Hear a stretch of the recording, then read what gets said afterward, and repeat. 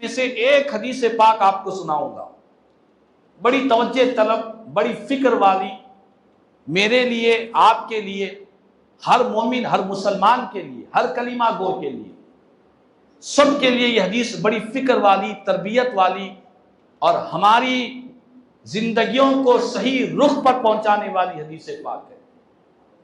پیارے نبی صلی اللہ علیہ وسلم نے فرمایا کہ معراج کی رات میں نے جب جہنم کے عذابات کو دیکھا، ان میں سے ایک عذاب کا ذکر کرتے ہوئے میرے آقا فرماتے ہیں کہ میں نے دیکھا کہ جہنم میں کچھ لوگوں کے سروں پر فرشتے وزنی پتھروں کو ڈال رہے ہیں۔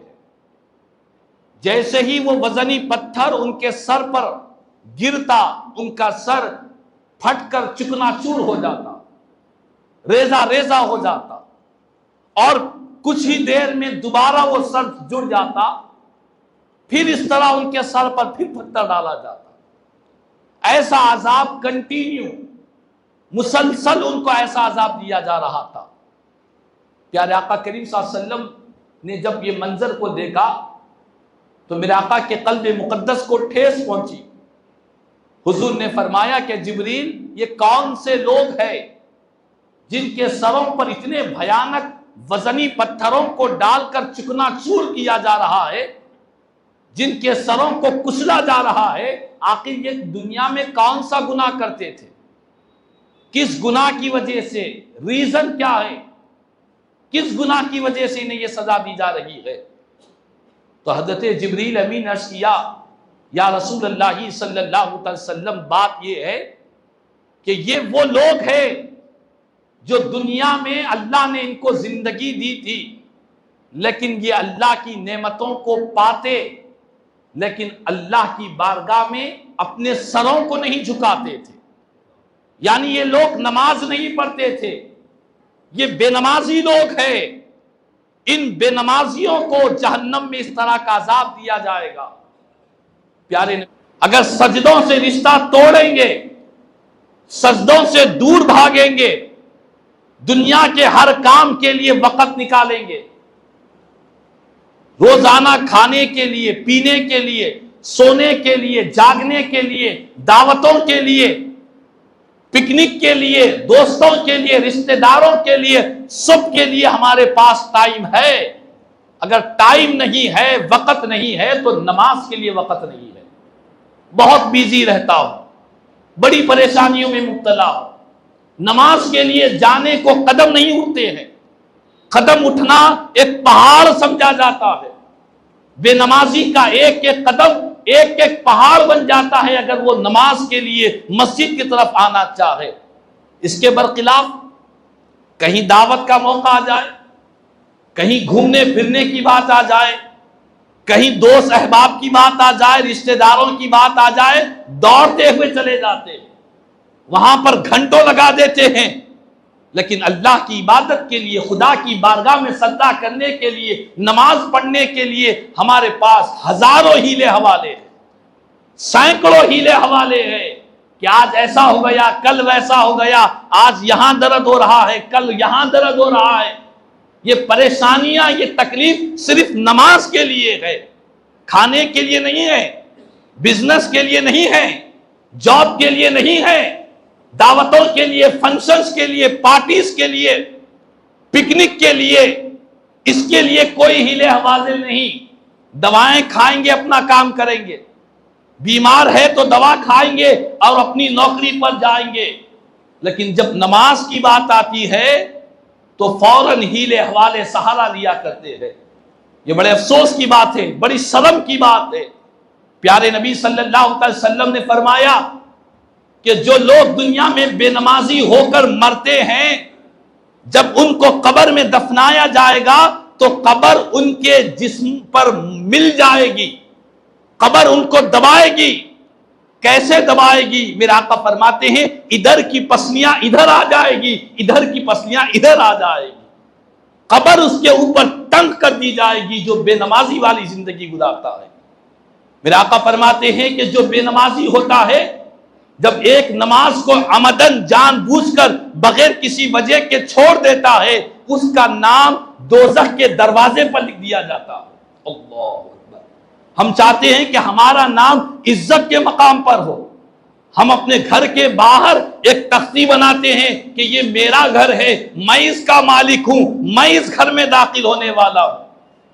ہم کو بڑا فخر ہوتا ہے کہ ہمارا نام عزت کے مقام پر رہے، لیکن کتنی افسوس اور شرم کی بات ہے، ہم اس دنیا میں ابھی موجود ہے لیکن ہمارا نام دوزخ کے دروازے پر لکھا جا رہا ہے کہ یہ فلاں کا نام ہے اور اس دروازے سے وہ دوزخی کو داخل کیا جائے گا جس نے نماز کو عمدن چھوڑا ہے۔ تو خدا را، نماز بڑی اہم ترین عبادت ہے، نماز کی اتنی اہمیت ہے، پیارے نبی صلی اللہ تعالی وسلم نے کسی بہانے کو جائز قرار نہیں دیا نماز چھوڑنے کے لیے۔ کوئی بیمار ہے تب بھی اس پر نماز فرض ہے، کھڑا ہو کر نہیں پڑھ سکتا ہے تو بیٹھ کر پڑھے، بیٹھ کر نہیں پڑھ سکتا ہے تو لیٹ کر پڑھے، بستر موت پر پڑا ہوا ہے اور ہوش و حواس باقی ہے اور اس کی آنکھوں سے اشارے سے نماز پڑھنے کا حکم دیا گیا۔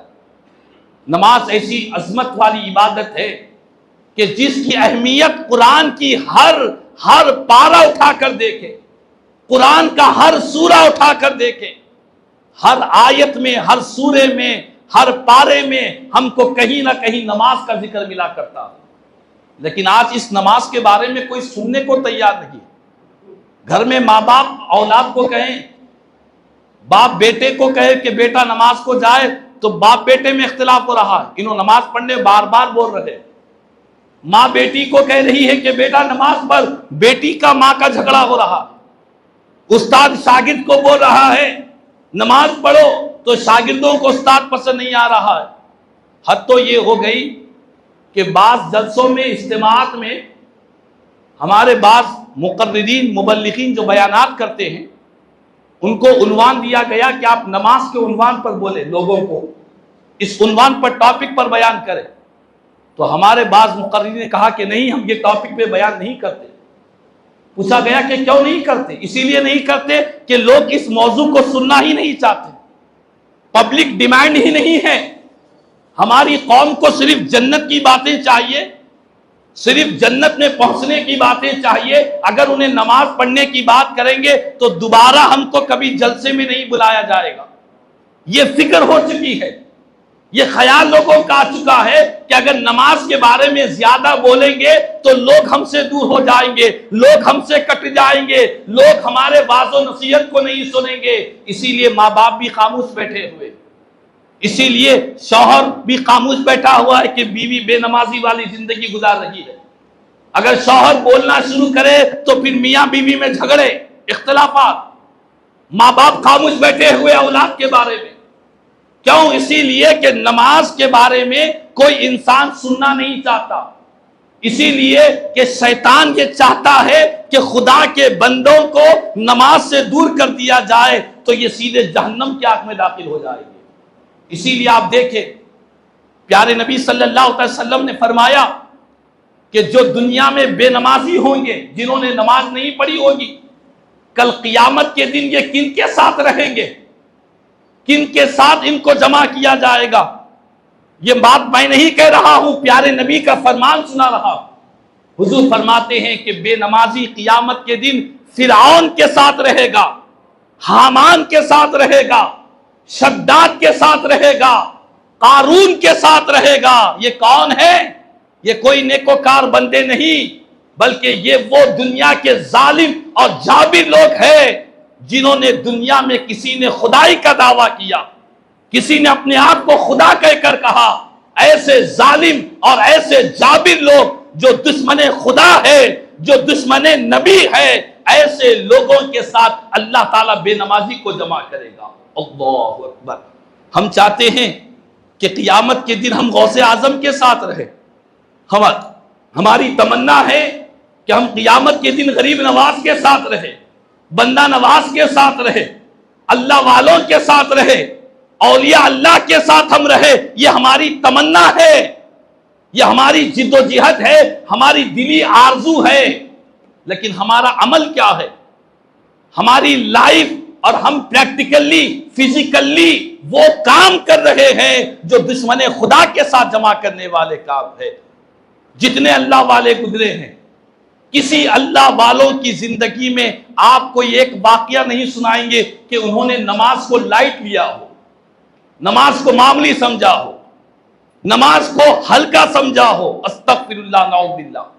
ہمارے علماء نے کتاب میں لکھا، ہمارے جامع کی کتاب اہل خدمات شرعیہ میں موجود ہے کہ اگر کوئی نماز کو ہلکا سمجھتا، یعنی اسلام کا رکن ہے، اتنا ضروری نہیں جتنا یہ مولوی بار بار بولتے ہیں، جتنا یہ مقررین بار بار بولتے ہیں اتنی اہمیت والی نہیں. نماز کو اگر کوئی ہلکا سمجھتا ہے تو علماء نے بیان کیا کہ وہ اسلام سے نکل جائے گا، وہ کافر ہو جائے گا جو نماز کو معمولی سمجھے. نماز کو جو ہلکا سمجھے وہ اسلام سے خارج ہو جائے گا. یہ علماء نے کتابوں میں بیان کیا. کیوں؟ اسی لیے کہ سب سے بڑھ کر جس عبادت کا حکم اگر ہم کو ملتا ہے تو وہ نماز کے بارے میں ملا کرتا ہے. آج اس موضوع پر کہنے کی وجہ یہی ہے کہ یہ مہینہ شب معراج کا مہینہ ہے. اس مہینے میں آقا کریم صلی اللہ علیہ وسلم کو ہم گنہگار امتیوں کے لیے حضور نے اللہ کی بارگاہ سے جو تحفہ لے کر آئے وہ نماز کا تحفہ لے کر آئے. حضور نے فرمایا کہ اے ایمان والو، میری معراج خدا کا دیدار ہے اور میری امت کی معراج نماز کے اندر اللہ نے رکھا ہے. حضور نے فرمایا الصلاۃ معراج المؤمنین، نماز یہ ایمان والوں کی معراج ہے. میرے آقا نے فرمایا قرۃ عینی فی الصلاۃ، کہ اے میرے امتیوں نماز پڑھو، تم نماز پڑھو، تمہاری نماز کی وجہ سے مصطفیٰ کی آنکھوں کو ٹھنڈک نصیب